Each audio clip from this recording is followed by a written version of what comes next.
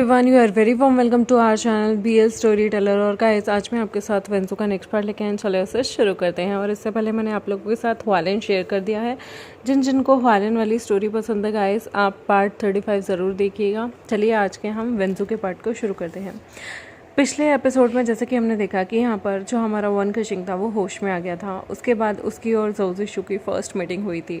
और first meeting में वो जोजिशु को बताता है कि ज़रूरी नहीं कि उसे उसी तरह से पुरानी कूटनीतियों के अकॉर्डिंग चलना हो, वो अपना जहान खुद भी बना सकता है। यहाँ पर ये चीज़ जोजिशु के मन में बैठ जाती है। और उसके बाद जब वो अपने रूम में जाता है तो वो इस बारे में सोचने लगता है। वो एक प्लान बनाता है यहाँ से भागने का। वो जानता है कि प्रिंस जिन जो है ना, वो इतनी ईजिली उसे भागने तो नहीं देंगे, लेकिन वन कशिंग जिसने अपना नाम यहाँ पर जोजिशु को जेनयान, जो कि उसके ओरिजिनल बचपन का नाम था, वो बताया हुआ था, वो मन में सोचता है कि जेनयान के साथ अगर मुझे कहीं भागने का मौका मिले या फिर कहीं छिपके जाने का मिले तो मैं जा सकता हूँ। उसे याद आता है कि प्रिंस जिन ने यहाँ पर उसे बोला था कि उसे जितने भी यहाँ पर रिबेल्स हैं उन्हें ढूंढ कर मारना होगा। तो यहाँ पर ये एक्सक्यूज़ ले सकते हैं बाहरी दुनिया में जाने का। वो नान्हे सेक्ट जा सकते हैं, किसी भी दूसरे सेक्ट जा सकते हैं, अपनी आइडेंटिटी चेंज कर कर वहाँ पर रह सकते हैं। और इससे बड़ी अपॉर्चुनिटी उन्हें कहाँ मिलेगी? हेवंस विंडोज़ में, वरना ये नहीं जा पाएंगे। तो यहाँ पर ये एक प्लान बनाने लगता है। ये सोचता है कि क्यों ना जान यान का यूज़ करके मैं यहाँ से निकल जाऊँ। और यहाँ पर जोजिशु अपने प्लान को यहाँ पर थोड़ी सी इम्पोर्टेंस देने लगता है। और उसके बाद वो धीरे धीरे करके यहाँ पर वन कशिंग से मिलने जाता था। वन कशिंग जो कि अपनी यहाँ पर की पावर को दबाए हुए था, उसे कभी कभी ऐसा लगता था कि वो अपनी पावर को एक्टिवेट कर सकता है, बट वो करना नहीं चाहता था। उसकी सेवरल इंजरीज थी और जल्द से जल्द वो अपनी पावर को कम या बढ़ा लेगा तो यहाँ पर लोगों को पता चल जाएगा कि वो एक 6 कॉम्बैट मार्शल आर्ट्स में एक बहुत ही ज़्यादा स्किल्ड इंसान है। और इससे उसके बहुत सारे राज खुल जाएंगे। और यहाँ पर खुद को बचाने के लिए वन कशिंग जो है वो ट्रिक खेलता है। वो यहाँ पर जोजिशु को बताता है कि अगर जोजिशु यहाँ पर उसे कहे कि प्रिंस जिन को किसी एक सेक्ट से खतरा है, बहुत सारे सेक्ट यहाँ पर ग्लेस आर्मर इकट्ठे कर रहे हैं, तो तुम क्यों ना प्रिंस जिन को कहो कि तुम नान्हे सेक्ट जा रहे हो, रिसेंटली वहाँ पर बहुत बड़ा घमासान चीज़ें हुई हैं, तुम वहाँ पर जाकर देख सकते हो कि वहाँ पर क्या क्या हुआ है। वहाँ कर किसी भी इंसान को जाकर हेल्प के लिए बोल सकते हो और इसी बहाने तुम यहाँ से निकल सकते हो। ग्लेस आर्मर की दुनिया में भीड़ पड़ी हुई है, लोग मर रहे हैं, एक दूसरे को मारना चाहते हैं, क्यों ना इस बहाने से तुम भी यहाँ से जाओ। प्रिंस जिन मुझे बहुत ही ज़्यादा घमंडी इंसान लगते हैं और वो बहुत ज़्यादा इनसिक्योर हैं। वो चाहते हैं कि सारे लोगों ने प्रोटेक्ट करें। दैट मीन्स जो इंसान जो चाहता है कि सब उसे प्रोटेक्ट करे वो बहुत इनसिक्योर होता है। लेकिन अगर तुम उसे कहोगे कि ग्लेज आर्मर के मिलने पर और यहाँ पर एक ऐसी दुनिया है, एक ऐसी लाइब्रेरी है जिसका ताला उससे खुल सकता है, और उसके बाद प्रिंस जिन चाहे तो वो अमीर मतलब अमर भी हो सकते हैं। अमर मतलब जो इंसान मरता नहीं है, चिरंजीवी।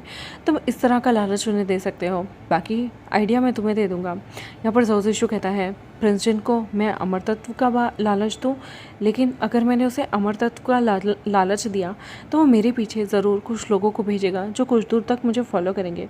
तो यहाँ पर उसे वन कशिंग कहता है तुम अपने जेनयान पे भरोसा नहीं करते, मैं तुम्हें बहुत सारे ऐसे लोगों से मिलाऊंगा। स्टार्टिंग में हम बिल्कुल उस ग्लेज आर्मर की तलाश में इधर उधर भटकेंगे, एक सेक्ट से दूसरे सेक्ट, और तुम्हें मौका भी मिल जाएगा बहुत सारी चीज़ों का। और उसके बाद मौका पाकर तुम्हें गायब होने का बहुत सारे मौके मिलेंगे। ज़रूरी नहीं तुम हेवंस विंडो की तरफ जाओ, पहले तुम प्रिंस जिन को यकीन दिलाओ कि तुम चीज़ों को ढूंढ रहे हो। मैं तुम्हारे साथ लो प्रोफाइल बन के ही रहूँगा, क्यों ना मैं तुम्हें तुम्हारा एक स्लेव बन के रहूँ। मुझे स्लेव वाले कपड़े दे देना। मैं अच्छे अच्छे कपड़े बहुत मिस करता हूँ पहनना, लेकिन स्लेव वाले कपड़ों से मैं थोड़ा बचा रहूँगा। क्या तुम मुझे अपना स्लेव रख पाओगे? जोजिशु कहता है तुम एक अल्फा हो, ऑफ कोर्स मैं रख पाऊँगा। मैं बोल दूँगा कि तुम मेरे साथ हेवंस विंडो से आए हो। यहाँ पर वन कशिंग मुस्कुराता है क्योंकि वो घोस्ट वैली का चीफ है, और यहाँ पर अगर वो स्लेव के कपड़ों में घूमेगा तो कोई भी उस पर डाउट नहीं कर पाएगा। उसने अपना हुलिया बदलने के लिए बहुत सारी चीज़ें वैसे भी स्कीम अपना ली थी। यहाँ पर वो सोचता है कि वो इस बार खुद को उस दुनिया में फिर से लेके जा सकता है, लेकिन इस बार खुद को प्राउडली वन कशिंग कहकर नहीं, प्राउडली घोस्ट किंग कहकर नहीं, बल्कि एक लॉली सर्वेंट बनकर वो मन में सोचता है तुम मुझे सारे के सारे लोली सर्वेंट समझोगे, यानी कि लो लेवल का सर्वेंट, और यहाँ पर मैं तुम लोगों की वाट लगाऊंगा। तुम सबने मिलके मुझे इस तरह से घायल किया, मुझे मरने की कगार पे छोड़ दिया। डोंट वरी, मैं तुम सबसे बदला लूँगा। नानहे सेक्ट में मैंने आग नहीं लगाई थी, नानहे सेक्ट में किसी और ने आग लगाई और मेरा नाम ख़राब कर रहे हैं। घोस्ट वैली का किंग जो भी करता है बिल्कुल सीना ठोक के करता है, इन लोगों की तरह कायर नहीं हूँ मैं। अब मैं बताऊँगा इस पूरे वर्ल्ड को यूहे सेक्ट कितना ज़्यादा बन रहा है ना अपने आप में, और उस हुआनशन सेक्ट का वो घमंडी अपने आप को पता नहीं क्या समझता है, बहुत बड़ा गुरु होगा, लेकिन वो जानता नहीं मैं 6 कॉम्बैट मार्शल आर्ट में मैं उसका मास्टर हूँ। मैंने उस चीज़ को सीखा हुआ है। मेरी कोर उन सबसे पावरफुल है। इडियट्स कहीं के। यहाँ पर वो ज़ोज़ोशु को देखता है बड़े ही प्यार से, मन मन में ये चीज़ें सोच रहा था और कहता है ज़ोज़ोशु से, ऑफ कोर्स मैं तुम्हारे साथ भ्रमण करने के लिए तैयार हूँ। यहाँ पर जो ज़ोज़ोशु होता है ना, वो प्रिंस जिन के पास जाता है। प्रिंस जिन से कहता है, मुझे जो आपने देखा होगा कि एक लड़का मैंने बचाया था, उस लड़के ने मुझे बताया कि बाहरी दुनिया में एक बहुत बड़ी घमासान चीज़ें मची हुई हैं। वहाँ पर एक शोर है कि एक बहुत बड़ी लाइब्रेरी है जो एक टाइम पे रोंगशुआन के साथ मिलकर वो बाकी के 6 सेक्ट के लीडर्स ने मिलकर बनाई थी। और यहाँ पर उसने मुझे बहुत सारी चीज़ें बताई। मुझे लगता है उसने ये भी बताया कि वहाँ पर अमर तत्व की चीज़ें हैं। उस लाइब्रेरी के अंदर दुनिया की हर वो राज छुपे हैं। जो इंसान अमर भी हो सकता है, जो इंसान मार्शल आर्ट की दुनिया में सबसे ज़्यादा उत्तीर्ण हो सकता है, ऊपर हो सकता है, सर्वोत्तम हो सकता है, सबसे ऊपर हो सकता है। मैं वो चीज़ आपके लिए लाना चाहता हूँ। यहाँ पर प्रिंस चेन कहता है, क्या कहा तुमने? अमर तत्व? ऐसी चीज़ मैंने पहले क्यों नहीं सुनी? यहाँ पर उसको देखते हुए आंखों में आंखें डालकर मुस्कुराते हुए ज़ोज़ोशु कहता है, ऑफ कोर्स ऐसी चीज़ों के बारे में इजीली पता चल जाए तो हर कोई इसे पाना चाहेगा। मैंने सुना है नानहे सेक्ट में जो आग लगी है वो इसीलिए लगी है क्योंकि उनके पास ग्लेस आर्मर का टुकड़ा था। आप जानते हैं मैं कितना शातिर हूँ। मैं हेवंस विंडो का एक अच्छा डिसाइपल हूँ, जिसकी वजह से मुझे सारी की सारी आर्ट आती है।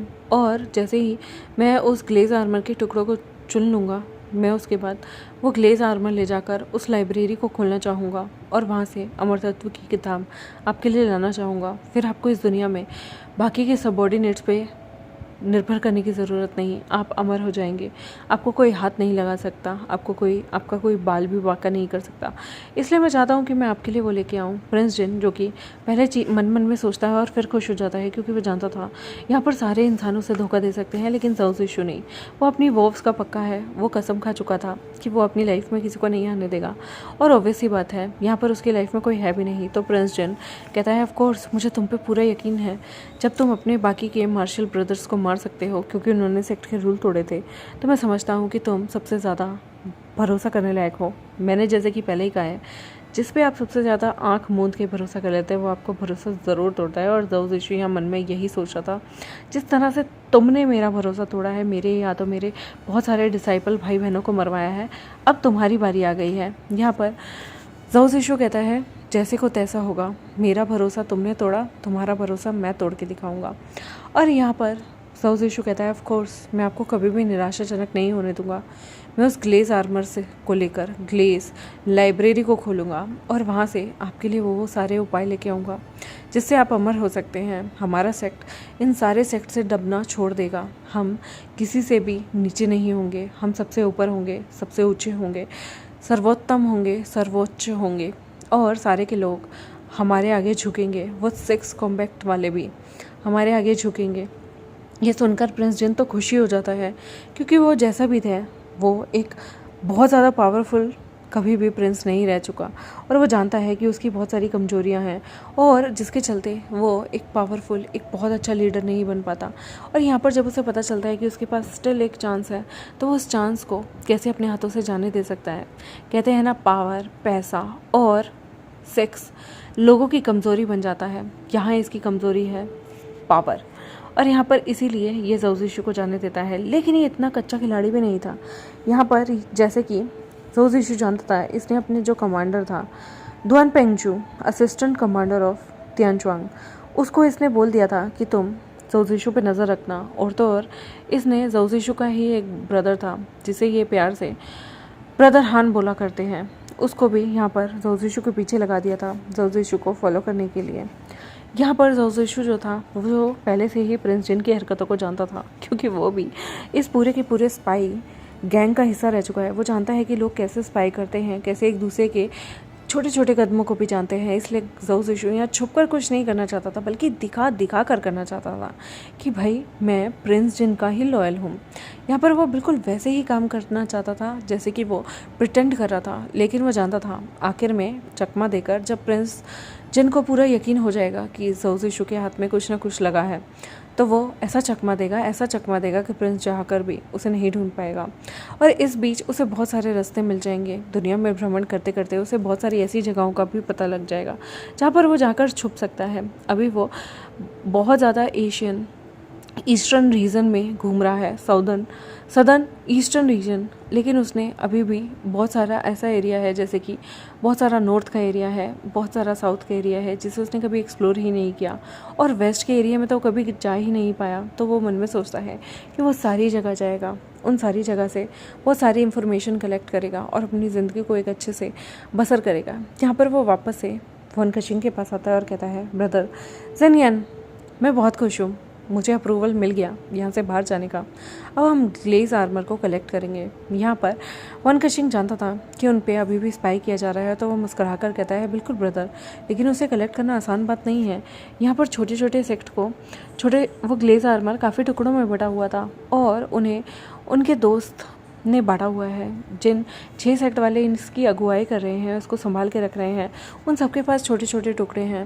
वो लोग चाहते हैं कि उस लाइब्रेरी को खोला जाए, लेकिन फिर भी बहुत सारे लोग अपोज भी करते हैं क्योंकि उसमें बहुत सारे रहस्य हैं। जैसे कि मैंने आपको बताया अमर तत्व का रहस्य, ऐसे ही वहाँ पर बहुत सारी ऐसी चीज़ें हैं जिन्हें पढ़ने के बाद इंसान का ज्ञान भी बहुत ज़्यादा हो सकता है। इंसान में ऐसी हर चीज़ है जो इंसान पॉसिबिलिटी से कर सकता है। और यहाँ पर वन कशिंग अपने कपड़ों को बदलता है एक लोली सर्वेंट बनकर। वो ज़ाओ ज़िशु, जैसे कि उसका कोई बहुत अच्छा डिसाइपल या कोई प्रिंस रह चुका हो, उसको फॉलो करने लगता है। ज़ाओ ज़िशु जो था वो यहाँ पर वन कशिंग, जो कि ज़ेनियान नाम से जाना जाता था, ज़ेनियान को अपना यहाँ पर वो एक छोटा सा एक तरह से सर्वेंट की तरह ही रखे हुए था। और वो दोनों के दोनों धीरे धीरे निकलने लगते हैं। धीरे धीरे वो बाकी की कल्टीवेशन दुनिया की बाकी के सेक्ट में जाने लगते हैं और पता करने लगते हैं कि आखिर यहाँ चीज़ें चल कैसे रही हैं। उसे पता चलता है ज़ाओ ज़िशु को कि यहाँ पर नन्हे सेक्ट में बहुत ज़्यादा आतंक मचा, बहुत सारे लोग मारे गए। और वहाँ का सिर्फ एक, जब कत्लो आम हो रहा था, तो एक छोटा प्रिंस जो कि बाकी सब में इतना अच्छा मार्शल आर्ट में भी नहीं था, सिर्फ ड्राइंग करता था, उसे कुछ भी ज़्यादा अच्छे से चीज़ें नहीं आती थी, उस तरह का एक लल्ला सा किंग है जिसका नाम है चेंग जांगलिंग। उसका नाम है झांग चैंगलिंग जो है वो सिर्फ बच गया है, जिसे यहाँ पर गाओ शीलियान जो है लेके जा रहा है। गाओ शीलियान यहाँ पर उसका रिश्ता करना चाहता है गाओ चेंगलिंग यहाँ पर गाओ शीलियान किया। फ्यूचर में अगर हस्बैंड बच जाएगा तो गाओ चोंग, जिसके पास ग्लेज आर्मर का 2 टिकड़े आ जाएंगे, और कल को वो मैनिपुलेट करके यहाँ पर पूरी वर्ल्ड में अपने आप को किंग साबित कर सकता है। यहाँ पर इन्हें ये चीज़ पता चलती है तो वो मन में सोचते हैं कि हमें यहाँ पर यू यंग सेक्ट जाना होगा, क्योंकि नाने सेक्ट तो पूरा तबाह हो गया। लेकिन फिर भी ज़ाओ ज़िशु कहता है कि एक बार उस सेक्ट की तरफ चलते हैं, देखते हैं वहाँ पर आखिर कितना ज़्यादा बुरा नुकसान हुआ है और आखिर कौन है ये सब कर रहा है। हमें अगर छोटे मोटे क्लू मिलते रहे तो हमें बहुत ज़्यादा अच्छा होगा। और मैं ये चाहता हूँ कि प्रिंस जिन को लगे कि मैं दिल से ये सारी चीज़ों का काम कर रहा हूँ। वन कशिंग मुस्कुराते हुए कहता है, मुझे कोई दिक्कत नहीं। वो यहाँ पर ज़ाओ ज़िशु से कहता है, ज़ेनियान, मैं तुम्हारे साथ सारी जगह जाना चाहता हूँ। यहाँ पर वन कशिंग फॉलो करता है। ये लोग नाने सेक्ट जाते हैं। नाने सेक्ट में देखते हैं कि कितनी बुरी तरीके से आग लगी थी, सारे लोगों को जला दिया गया था। यहाँ पर एक मास्टर होता है जो आधा जला हुआ पड़ा था, वो सिर्फ मृत्यु की शैया पे था। यहाँ पर जब वो हमारे सामने ज़ाओ ज़िशु को देखता है तो ज़ाओ ज़िशु को देख के कहता है, तुम कौन हो? वहाँ पर वो कहता है, मैं बस पता करने आया हूँ ग्लेज आर्मर के बारे में। क्या ये आग सिर्फ ग्लेज आर्मर के पीछे लगाई गई है? वो टीचर कहता है, ग्लेज आर्मर तो सिर्फ बहाना है। कोई इंसान इतनी क्रूरता से किसी को मारे तो उसके पीछे कोई ना कोई रिवेंज होगा। एक ग्लेज आर्मर के टुकड़े के लिए कोई किसी को क्यों मारेगा? पूरे के पूरे सेक्ट को तबाह करना। अगर वो इंसान ग्लेज आर्मर चाहता तो वो सिर्फ यहाँ पर रहकर इस सेक्ट के लीडर को मारकर उसे ग्लेज आर्मर चुरा सकता था, पर उस इंसान ने यहाँ पर हम सबको मार डाला। इसका मतलब है उसकी कोई आपसी रंजिश रही होगी, वो उसका मकसद कुछ और रहा होगा। वो इंसान कुछ और चीज़ें चाहता है, लेकिन वो दिखाना ऐसा चाहता है कि यहाँ पर वो दहशत फैलाना चाहता है। यहाँ पर ये बातें सुनकर वो लोग कहते हैं, तुम्हें क्या लगता है किसने यहाँ पर ये सब आतंक फैलाया होगा? वो इंसान कहता है, ये सब चीज़ें सिर्फ एक इंसान कर सकता है, वो है घोस्ट वैली का वनकशिंग। तो जिशु कहता है, वनकशिंग? यहाँ पर जो हमारा प्यारा सा वनकशिंग ज़ेनियान बन के आया हुआ था, लोली सा सर्वेंट लग रहा था, वो जब अपना ही नाम यहाँ पर सुनता है ना, उसके कान खड़े हो जाते हैं और वो मन में कहता है, हाँ, ये लोग हर बार मेरा नाम क्यों बदनाम करते हैं? मैंने तो यहाँ किसका क्या उखाड़ा है? मैंने तो यहाँ कोई हमला भी नहीं किया। अफसोस, उस रात मैं इधर उधर भ्रमण कर रहा था, मेरी ही गलती है, मुझे करना ही नहीं चाहिए था, वरना मेरे ऊपर नाम नहीं आता और ये कमीने बुचर की तरह मुझे नहीं काटते। यहाँ पर वो बहुत सारी चीज़ें सोच रहा था। तभी जोसेशु कहता है, क्या तुमने वनकशिंग के बारे में सुना है ज़ेनियान? ज़ेनियान कहता है, मुझसे पूछ रहे हैं आप? नहीं, मैंने नहीं सुना, बस ये सुना है कि वो एक खूंखार घोस्ट वैली किंग है। ये बोलने के बाद यहाँ पर ज़ेनियान मुस्कुरा रहा था, वो अपने ही बारे में अपने आप को खूंखार बता रहा था और उसे हंसी भी आ रही थी। वो जोसेशु से छुपाना नहीं चाहता था, लेकिन क्या करें, अभी वो बता भी नहीं सकता। उसके भी तो एक पर्सनल मकसद है, क्योंकि वो जानना चाहता है कि उसके नाम पर सेक्ट को तबाह कौन कर रहा है, कौन है जो उसके नाम पर, उसके सेक्ट के नाम का इस्तेमाल करके यहाँ पर नाने सेक्ट को पूरा तबाह कर चुका। यहाँ पर गाइस ये वाला पार्ट खत्म होता है। आई होप आपको आज का पार्ट अच्छा लगा हो तो मेरे चैनल को सब्सक्राइब, वीडियोस को लाइक, बेल आइकन को प्रेस करें। मिलते हैं आपसे नेक्स्ट एपिसोड में। ये स्टोरी कोई ज़्यादा बड़ी तो नहीं है, लेकिन ये स्टोरी आई होप आपको पसंद आ रही हो, क्योंकि ये क्विक डिमांड पे बनी थी और मुझे काफ़ी मज़ा आ रहा है स्टोरी को करते हुए। देखते हैं इन लोगों में धीरे धीरे प्यार कब से शुरू होगा, कब से। जैसे कि वनकशिंग की नज़रों में तो जोसेशु अब थोड़ा सा फिट बैठ गया है। जोसेशु का वनकशिंग को यहाँ पर थोड़ा एडमायर करने लगेगा। देखते हैं अपने आगे आने वाले एपिसोड में। तब तक मेरे चैनल को सब्सक्राइब, वीडियोस को लाइक, बेल आइकन को प्रेस करें। और अगर आप वेंसू फ़ैन हैं तो कमेंट सेक्शन में कमेंट ज़रूर करें गाइस, क्योंकि अगर आप चाहते हैं कि वेंसू आती रहे तो मुझे कमेंट ज़रूर चाहिए। अगर आप नहीं चाहते तो कोई बात नहीं, फिर वेंसू भी नहीं आएगी, क्योंकि थोड़े कमेंट से मोटिवेशन मिलता है, अच्छा फील होता है, पॉजिटिविटी आती है। और आई होप आप लोग इतना तो कर ही सकते हैं। अगर मैं आपके लिए थोड़ा सा ला सकती हूँ चीज़ें, तो आप एक कमेंट में दिल, हर्ट कुछ भी भेज दीजिए। Thank you. मिलते हैं आपसे नेक्स्ट एपिसोड में, तब तक के लिए बाय बाय।